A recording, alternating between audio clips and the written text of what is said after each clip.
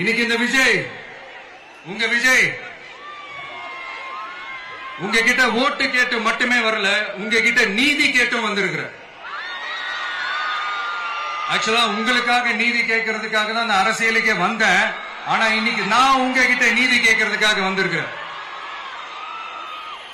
இந்த விஜய் என்னங்க தப்பு பண்ணா? தன்னை நேசிச்ச தன்னுடைய மக்களுக்காக அரசியலுக்கு வந்தா அது ஒரு தப்பா?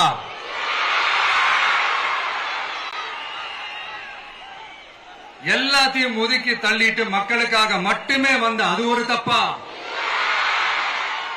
இந்த மத்த கட்சிகளுக்கெல்லாம் மாநாடு நடத்துறதுக்கோ பொதுக்கூட்டம் நடத்துறதுக்கோ இல்ல ஹால் பங்கன்ஸ் நடத்துறதுக்கோ பர்மிஷன் கொடுப்பாங்க, இடம் கொடுப்பாங்க. ஆனா நமக்கு மட்டும் இடம் கொடுக்க மாட்டாங்க, கொடுக்கவும் விட மாட்டாங்க. இது என்னங்க நியாயம்?